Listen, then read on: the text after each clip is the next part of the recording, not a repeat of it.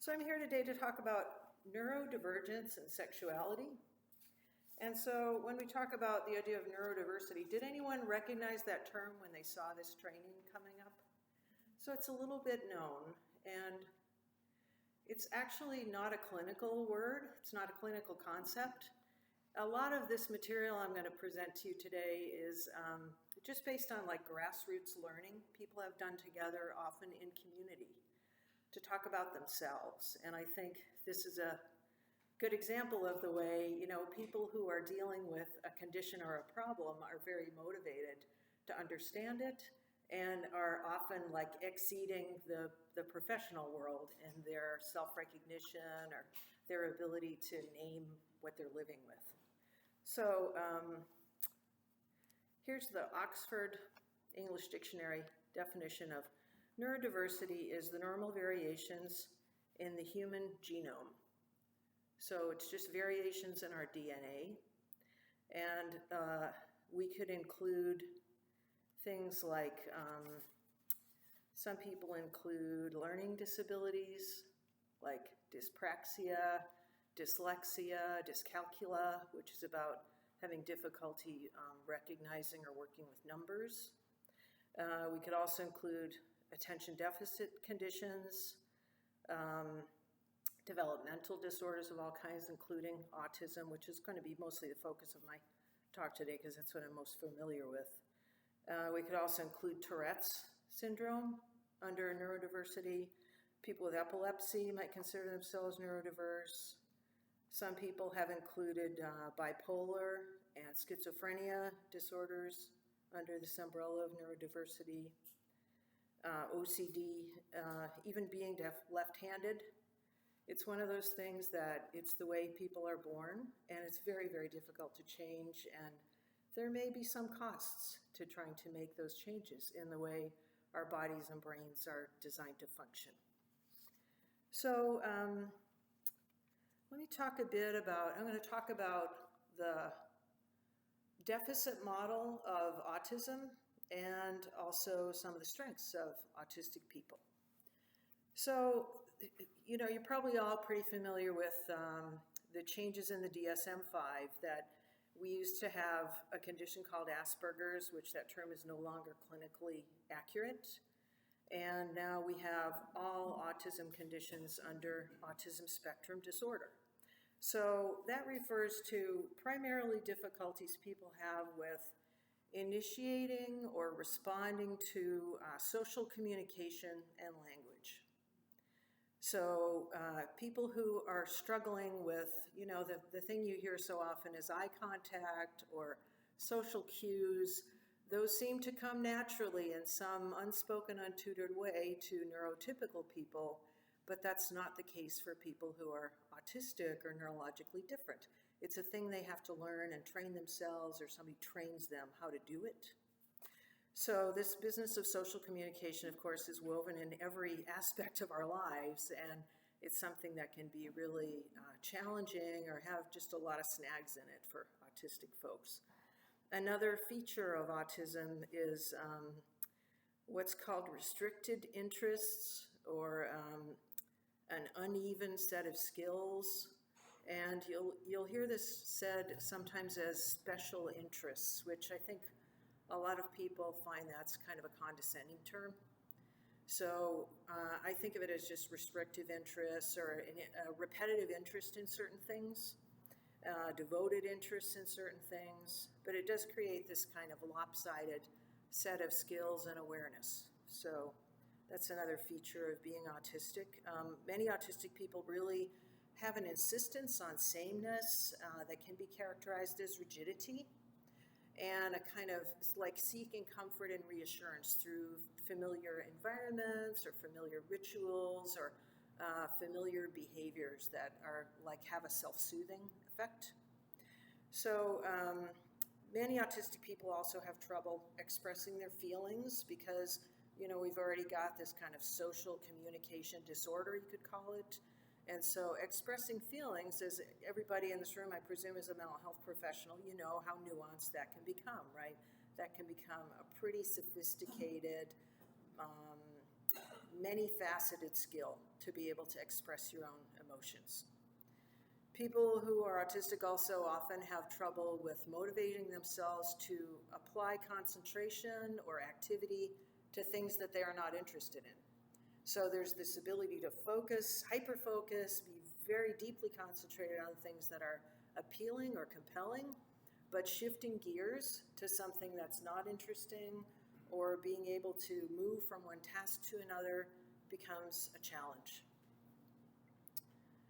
There are also many people, not all autistic people, but many autistic people have difficulty with sensory processing, meaning taking in information from their environment and managing what's incoming, and difficulty with managing environmental stimuli, I'll call it. So things like like this blower is going on right now, which for me is enormously distracting. Did anyone else notice it? I don't know. You know, I sit here with clients and it's just like this hyper consciousness of like, oh my God, this noise, how can they think about what they're saying? But, you know, a lot of people have the ability to let that fade into the background and not intrude on their consciousness. But when you're autistic, there's a tremendous amount of information coming at you, like hyper illuminated information is coming at you constantly, and your brain doesn't have the same ability to differentiate what's important and what's not as neurotypical people. So it's more laborious to just get through the day because you have to train yourself or spend a lot of energy just like blocking out irrelevant stuff from your world. Noises, sounds, things like that are just intrusive and bothersome, and they get in the way of you doing the task that's in front of you. So what I was starting to say is also, besides noise, stuff like if the temperature of the room is too hot or too cold, that can make it really hard for an autistic person to function. Smells can be incredibly intrusive and are sensed in a way that seems to be, for many people, like beyond what the neurotypical person senses. So those are some examples. We'll talk in more detail about hyper and hyposensitivity, because I think that's a very important part of sexual experience and excitement. But again, just to give you more of this general overview of the idea of neurodivergence, some strengths of autistic people in particular are that people who are autistic tend to be very honest and transparent, really direct communicators, tend to be very loyal people, again, because of that insistence on like, I want things to be the same. If you're my friend, I want you to stay my friend. I want to know I can count on you, things like that. People who are autistic are very conscientious typically because of the high detail orientation and are usually very reliable. Like when they've made a commitment, they want to follow through on it and show that people can count on them. At the same time, there's also this ability to exercise independent thinking, like being less distracted than neurotypical people about what other people think of you. That's not really a concern for a lot of, a lot of us, and we enjoy our own thoughts and are often very able to be self-entertaining and like autonomous socially. So we're less distracted by, are we kind of straying from the herd or not, because we don't even live there anyway. You know, we're usually kind of nonconformist people. See if there's anything else I want to say about that. So also, autistic people tend to be highly logical and rational in the way they approach life. They're very pragmatic, not so sentimental. So as you can imagine from these kind of outline characteristics I'm describing, communication can be pretty complicated for people who are autistic and on an everyday level, much less having communication in a sexual scenario. So sexuality involves not just our sexual behavior, but identifying our sexual orientation, our gender identity, and again, we'll go into more detail about these things, but this becomes a very much more complicated endeavor for an autistic person than for a neurotypical person, because they're much more likely to divert from the norm, as in so many other ways. So I think with the, I'm titling this talk Neurodivergence and Sexuality because I think with the other, unique features of having attention problems or having Tourette's or having these other neurologically based differences, we can trust, we don't have research on all this. You know, it's just not enough sexuality research going on in this country these days anyway, because there's no funding for it. It's very difficult to get any, in this very puritanical, repressive climate that we're living in, it's very difficult to get money to fund research on sexual subjects. So there certainly isn't very much funding for research on, like, what sexuality look like for Tourette's individuals, for example.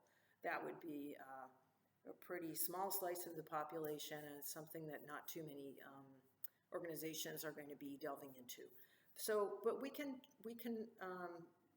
what's the word I want to say? We can speculate from what I have read about autistic people that sexuality is probably complicated for somebody with these other conditions too, because of motor skill and attentional problems that may arise, which are going to affect their ability to have a smooth sexual interaction with another person. So when it comes to sex education, neurotypical people tend to get their information from family, friends, teachers, but people who are autistic tend to seek information out from more impersonal sources like websites, being curious and motivated to look into stuff, they're going to look it up online rather than in an interpersonal contact, most likely.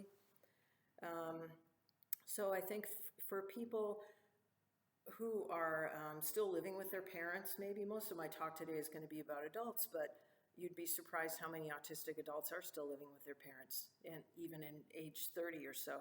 So people need a degree of privacy to be able to explore their own sexuality. And that means tangible stuff like locks on the doors or confidence that nobody's going to intrude on you when you're trying to have private time for yourself. Certainly people living in institutional settings or group homes have every right to that, but those needs are not always honored. People also need, of course, access to educational information, including about medication that they're taking. Some people are experiencing sexual side effects from the meds they take, and that's not always a conversation that their prescriber is comfortable having or speaking plainly about, so it might get glossed over or not mentioned. And people need a sense of self to be able to be effectively sexual with someone else, and they need language. They need language for body parts and sexual kinds of activities or possibilities that they want to propose to another person. So as you can imagine, there's a lot of information that people need to be supplied with in order to be sexual adults. For example, I'm seeing someone who is a new client to me who's autistic and, like so many, still living with parents, and acknowledges, like, I have a little job, I have a job with a kind of a stipend income as a disabled person, but that means it makes it very difficult for me to go to a store and buy a sex toy. I don't really have my own money. I don't have enough money that I could buy something like that for myself, or that I could go buy books that I might want to online, and, you know, still living at home, a sense of not intrusion by parents, but just like, what if I put something on my computer and it creates a problem and I have to admit why that thing was on there? You know, people who don't have their own independence have to be very thoughtful about how they seek out sexual information or sexual experience because they don't have that degree of independence. So I'd like to read you something I came across. Unfortunately, I can't find the original source, but one thing that's striking to me as I research this material online is that the UK in particular is very advanced about sexuality and disability. I don't know why that is. There's such a repressed culture in most areas, but there seems to be some kind of community of people who are academics who are very involved in and invested in helping disabled people have healthy sex lives. So someone named Anne Croft wrote this list. I'm just going to read out loud, but I don't know who she is or where the list came from. It's about rights that are relevant to the normalization of sexuality for disabled people. So people need to be able to receive training in social sexual behavior, Not only information though, training that will open doors for social contact with people in the community. When it's hard for you to even make a friend, you can imagine how hard it is to find a partner to have sex with. So there are certain social hurdles that people need help and active support for getting past in order to find other people and have an actual partnered sexual experience. People need rights to all the knowledge about sexuality that they can comprehend. Now, autism is a form of developmental disability. Some people who have this disability, and certainly, there's many people who are not autistic, but they're developmentally delayed. And so intellectual disability still means people have a right to be a sexual person when they reach adulthood. And they have a right to be supplied with any information they wish that they have the ability to understand. The right to enjoy loving and being loved, including sexual fulfillment.